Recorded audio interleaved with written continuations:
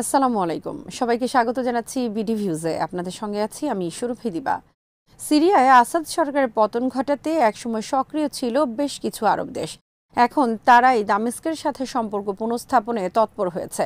এই তালিকায় অন্যদের চেয়ে এগিয়ে আছে আরব আমিরাত। আরব দেশগুলোর উদ্দেশ্য হলো সিরিয়ায় ইরানের প্রভাব কমিয়ে আনা। ইসরায়েলের সাথে দামেস্কের দূরত্ব ঘোচাতেও চেষ্টা করবে তারা। ওয়াশিংটনের নিষেধাজ্ঞা কাটিয়ে উঠতে আরব দেশগুলোর সাহায্য কাজে লাগবে দামেস্কের। অন্যদিকে আসাদ সরকারের সাথে শক্ত সম্পর্ক রয়েছে তেহরানের। নিজেদের অস্তিত্বের জন্য তারা ইরানের কাছে ঋণী। যুদ্ধবিধ্বস্ত সিরিয়ায় পুনর্গঠন আর প্রভাব বিস্তারের খেলায় কিভাবে সক্রিয় হয়েছে ইরান আর আরব দেশগুলো, তা নিয়ে থাকছে আজকের প্রতিবেদন।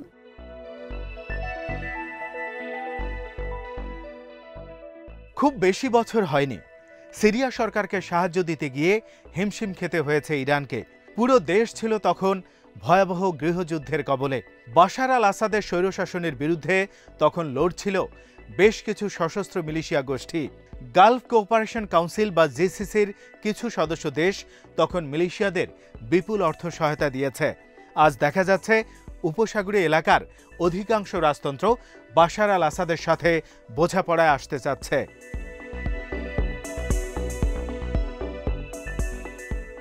সিরিয়া সরকারের পুনর্বাসনে জিসিসির যেসব দেশ সক্রিয় তার মধ্যে এগিয়ে আছে আবুধাবি।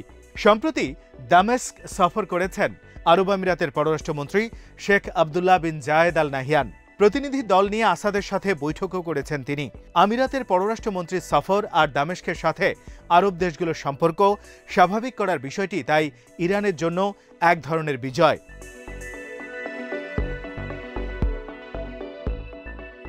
ইরানের পররাষ্ট্র মন্ত্রণালয়ের মুখপাত্র সায়েদ খাতিবজাদের কথাতেও সেটা বোঝা যায়। তিনি বলেছেন, এই অঞ্চলে সবার স্বার্থেই এটা ইতিবাচক। ইরান শুধু এটাকে স্বাগতই জানাবে না, বরং সিরিয়ার সাথে আরব দেশগুলোর সম্পর্ক পুনঃস্থাপনে সব ধরনের সহায়তা করবে।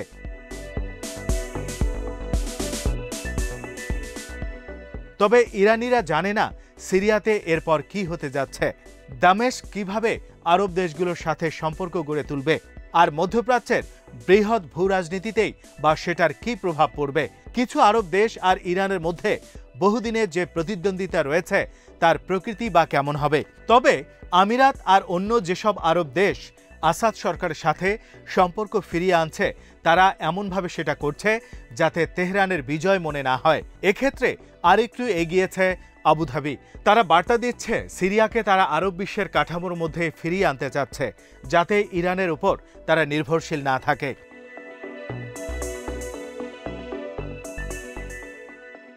কিছু পর্যবেক্ষক মনে করছেন আমিরাতের পররাষ্ট্রমন্ত্রীর দামেস্ক সফরে অন্তত খানিকটা অর্জন তাদের হয়েছে। সংঘাত পরবর্তী সিরিয়ায় ইরানের অবস্থানকে কিছুটা হয়তো দুর্বল করবে। আল নাহিয়ানের দামেস্ক সফরের পর সিরিয়া থেকে ইরান ফিরে গেছেন ইসলামিক রেভলিউশনারি গার্ড কর্পস বা আইআরজিসির কমান্ডার জাভেদ গাফফারি। অনেক বিশ্লেষক মনে করেন দামেস্কের উপর আমিরাতের কথিত প্রভাব বেড়ে যাওয়ার কারণেই গাফফারি সিরিয়া ছেড়ে গেছেন।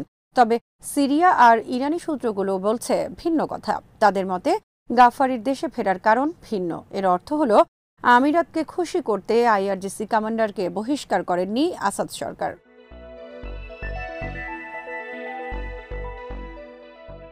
বিশ্লেষকরা মনে করেন সিরিয়া আগামী দিনে তেহরান আর আবুধাবির মধ্যে ভূ রাজনৈতিক ও ভূ অর্থনৈতিক প্রতিযোগিতার ক্ষেত্র হয়ে উঠবে। এদিক থেকে দেখলে কঠিন অবস্থানে রয়েছে দামেস্ক।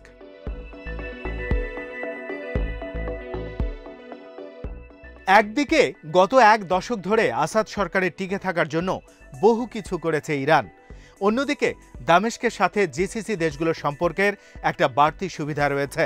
সিরিয়া সরকারের ব্যাপারে মার্কিন মনোভাব বদলের ক্ষেত্রে কেবল জিসিসি দেশগুলোর পক্ষেই ভূমিকা রাখা সম্ভব। কিছু পশ্চিমা দেশের উপর আমিরাতের যে প্রভাব রয়েছে সিরিয়া সেটা ভালোভাবেই জানে।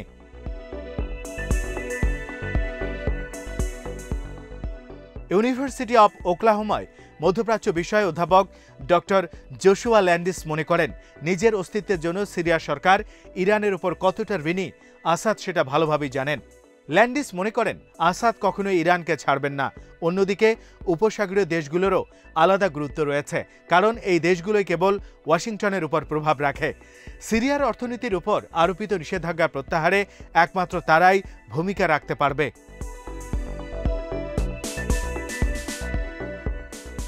আরব আমিরাতের দিকে সিরিয়া যেভাবে ঝুঁকছে সেটাকে তেহরানের সবাই ইতিবাচকভাবে দেখছে না। ইসলামী প্রজাতন্ত্র ইরানের কেউ কেউ এটা নিয়ে উদ্বেগ জানিয়েছেন। জিসিসির যেসব দেশ আগে আসাদ বিরোধী গোষ্ঠীগুলোকে সমর্থন দিয়েছে তাদের সাথে দামেস্কের সম্পর্ক পুনঃস্থাপনকে উদ্বেগজনক হিসেবে দেখছে তারা।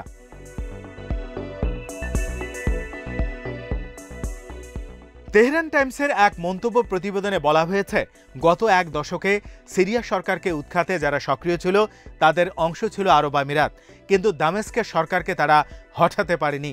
এখন তারা রাতারাতি সিরিয়ার মিত্র হতে পারে না।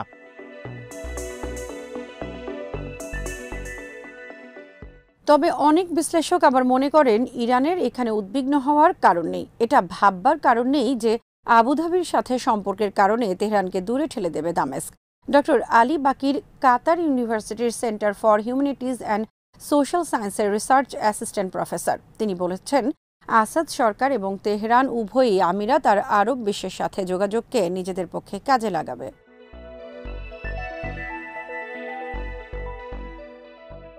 আসাদকে রাজনৈতিক, কূটনৈতিক ও অর্থনৈতিকভাবে শক্তিশালী করতে অর্থ সহায়তা দেবে আরব আমিরাত। আর আসাদ শক্তিশালী হলে ইরানের প্রভাবই বাড়বে। বহু বছর ধরে ইরান এই লক্ষ্য অর্জনের চেষ্টা করেছে, কিন্তু তারা সফল হয়নি। এখন তাদের পক্ষ হয়ে আরেকটি দেশ সেই লক্ষ্য অর্জনে এগিয়ে আসছে।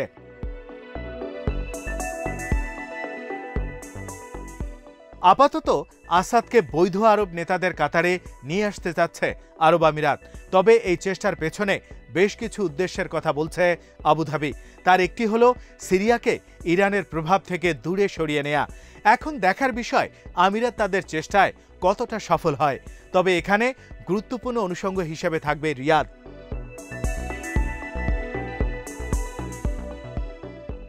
ডক্টর ল্যান্ডিস মনে করেন, আরব আমিরাত যদি সৌদি আরবকে তাদের যুক্তিটা বোঝাতে পারে, সিরিয়া পুনর্গঠনে উপসাগরীয় দেশগুলো অংশ নিলে সিরিয়াকে বিচ্ছিন্নতা থেকে ফিরিয়ে আনলেই কেবল ইরানের অবস্থানকে দুর্বল করা যাবে। তাহলে ওয়াশিংটন আর ইসরায়েলও আবুধাবি আর রিয়াদের সাথে থাকবে। এখানে প্রধান চাবিকাঠি হবে সৌদি আরব।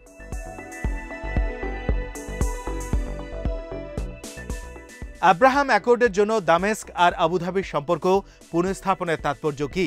এটা হতে পারে আমিরাতের তৎপরতার পেছনে ইসরায়েলের সাথে সিরিয়ার শান্তি চুক্তি স্থাপনও একটি অন্যতম উদ্দেশ্য।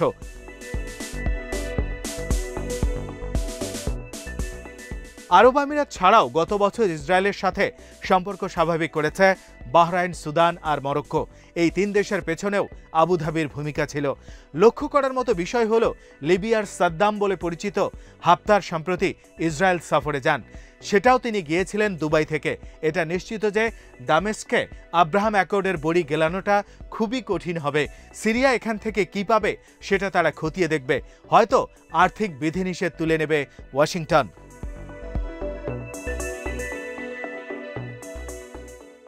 এটাই যদি সম্ভাব্য উদ্দেশ্য হয়, তাহলে তেহরান সেটা ঠেকাতে সব ধরনের চেষ্টা করবে। সেক্ষেত্রে আমিরাত আসাদ সরকারকে দুটো বিকল্প দিতে পারে। প্রথমটি হলো, তোমরা তেহরানের সাথে থাকো, বিচ্ছিন্ন থাকো, তোমাদের উপর আর্থিক বিধিনিষেধ যথারীতি চালু থাকবে। আর দ্বিতীয় পথ হলো, ইরান সমর্থিত মিলিশিয়াদের দেশ থেকে বের করে দাও, আমাদের সাথে ঘনিষ্ঠভাবে কাজ করো, ওয়াশিংটনের সাথে ধীরে ধীরে সম্পর্ক স্বাভাবিক করার ব্যাপারে আমরা তোমাদের সাহায্য করব।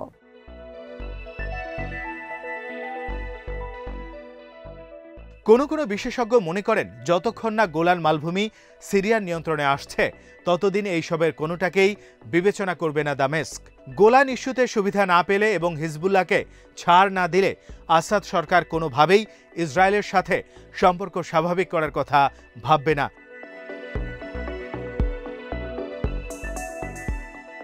কিন্তু বাস্তবতা হচ্ছে, সবকিছুই আসাদের আয়ত্তের মধ্যে নেই। তবে গোলান মালভূমি আর ইসরায়েলের কাছে তেহরান আর হিজবুল্লাহর মিসাইল ঘাঁটির তৎপরতা সীমিত রাখার ক্ষেত্রে কাজ করতে পারে দামেস্ক। ইসরায়েল আর আসাদ উভয়ের জন্যই সেটা হবে বড় অর্জন। কারণ সিরিয়ায় সামরিক ঘাঁটি এবং নিরাপত্তা অবকাঠামোর উপর ঘন ঘন ইসরায়েলি হামলায় আসাদ ক্লান্ত হয়ে পড়েছেন।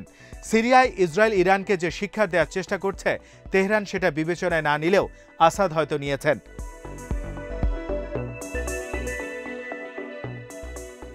সিরিয়ায় অর্থনৈতিক ইস্যুতে জিসিসি সদস্যদের উপর আধিপত্য রাখার ক্ষেত্রে একটি সুযোগ রয়েছে তেহরানের। সেটা হলো সিজার অ্যাক্ট। ট্রাম্পের আমলে এই আইনের অধীনেই সিরিয়ার উপর নিষেধাজ্ঞা দিয়েছে ওয়াশিংটন।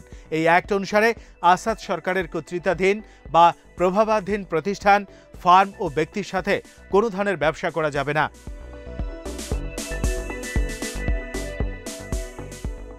এই আইনের কারণে বিশ্বের কোনো দেশই সিরিয়া পুনর্গঠনে সেই অর্থে অংশ নিতে পারবে না, কারণ সেটা করলেই তারা সিজার অ্যাক্টের শিকার হবে। সিজার অ্যাক্টের কারণে সিরিয়ার মধ্যে জিসিসি দেশগুলো বড় ধরনের আর্থিক পৃষ্ঠপোষকতা দিতে পারবে না। মার্কিন নিষেধাজ্ঞার কারণে সিরিয়া থেকে বিভিন্ন আর্থিক সহায়তার উৎসগুলো কার্যত সরে গেছে। এখন সেখানে পুনর্গঠন প্রক্রিয়ার নেতৃত্ব থাকবে মূলত ইরান, রাশিয়া আর চীনের কাছে।